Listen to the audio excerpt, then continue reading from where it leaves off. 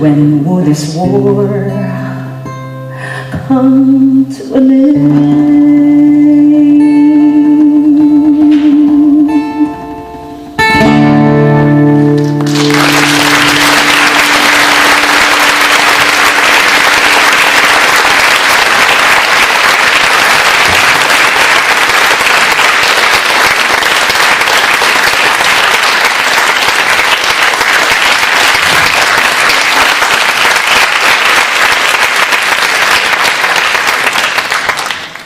Since our house was already destroyed, Juanito and I decided to move to the city near my brother Pedro. We thought that maybe there will be opportunities for us in the city, and hopefully life will be better. My brother was working in a plastic factory that produces all kinds of plastic water bottles. He managed to find a job for Juanito in their factory, and so Juanito received daily wages just enough for us to buy food and send our children to school. The only hard thing about living in the city is the foul odor that we smell from rotting garbage and burning plastic every day. We live about a kilometer away from the dump site and the plastic factory, but the foul odor still reaches us. The garbage was like the insides of the fish and the blood of pigs slowly being eaten by worms. The burning plastic, on the other hand, was suffocating, and it gave us headache every night. That foul odor cunningly crept into our veins, into our senses, possessing us even without our consent. This is exactly the opposite of what we have in the mountain. In the mountains, you can smell the green grass, the scent of the flowers gently caressing your skin, the fresh air that fills your lungs and enlivens your spirit. But despite the foul odor and the difficulties we face each day, we persevered and hoped for the best. But after 2 years, that hope began to fade. When Pedro and the workers staged a strike against the plastic factory, they complained about receiving low wages and unsafe working conditions. And to my surprise, even my husband Juanito joined them. And so on the 10th day of the strike, the company guards and policemen came to break the picket line and arrest the workers. Pedro and the leaders of the labor union resisted arrest, so the policemen started beating them up, punching them, kicking them, and beating them with their clubs all over their bodies.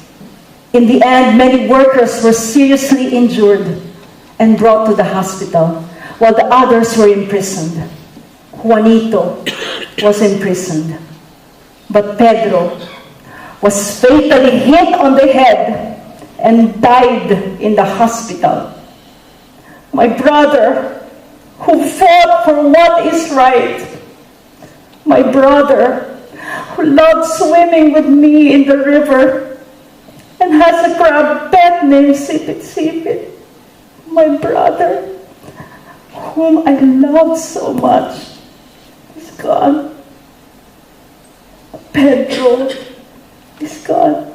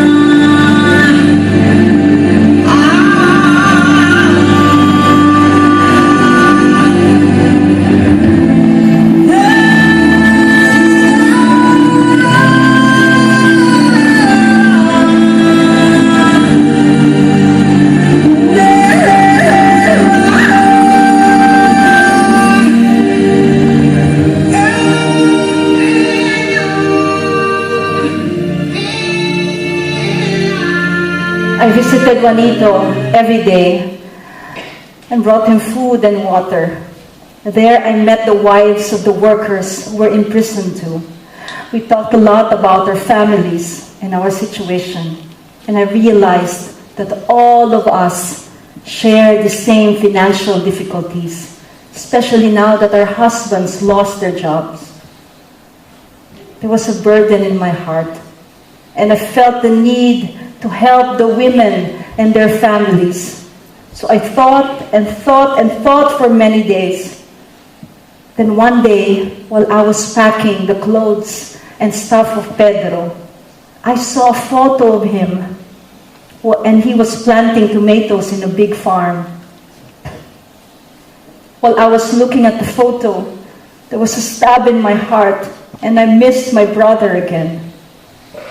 But despite the sadness that I felt, I saw hope in the photo of Pedro. And even in the grave, Pedro showed me what to do. In the photo, Pedro was holding our hope. He was holding a tomato seedling. The next day, I gathered all the women and shared to them my idea of a project that would give income to each one of us. The project is called Gulay ng Buhay. It is a container gardening project in the city. We will plant vegetables in plastic water bottles and sell them to the market. We have been successful so far. That is why now we are expanding our garden. That's why today we collected more plastic water bottles. Because tomorrow we're going to plant more vegetables. And look, these are our new plants.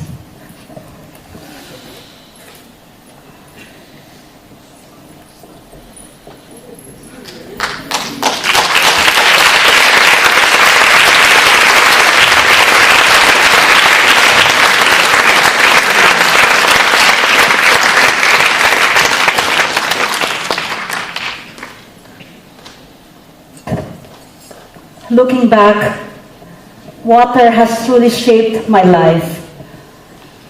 The river gave my brothers and I so much happiness, but they built a dam and brought sadness to our childhood. The spring introduced me to the love of my life, but they built tall steel fences and stole our source of life. The rain watered our plants, but the typhoon build a wall of mud and rocks on our houses. The plastic factory gave work to Juanito, but it also built prison walls and brought death upon my brother. Dams, fences, wall of mud, prison walls are realities of my life. I can let it block my life or use it to liberate myself, and I chose the latter. That is why I used the very plastic water bottle that killed my brother to plant and give livelihood to poor families like us. The plastic water bottle was the source of death, but we used it to make a garden of life. Next week, Juanito will be released from jail, and we have decided to go back to the mountains. We will find ways to reclaim our river, our spring, our water. We will do our best to penetrate, to go over, or even knock down walls that prevent us from experiencing life. We will not wait anymore. Our life is short. We will do what is right. Saglit lamang ang ating buhay, tilamsik sa dakilang apoy. Ang bukas na nais mong makita, ngayon pa may simulan mo na. Ang bawat tibok ng iyong puso'y minsan lamang madarama.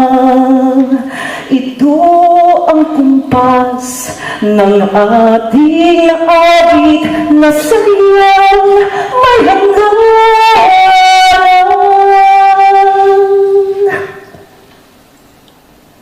Now I just have to pack our things, and next week we will start our journey back to where it all started. I'm so excited to go back home.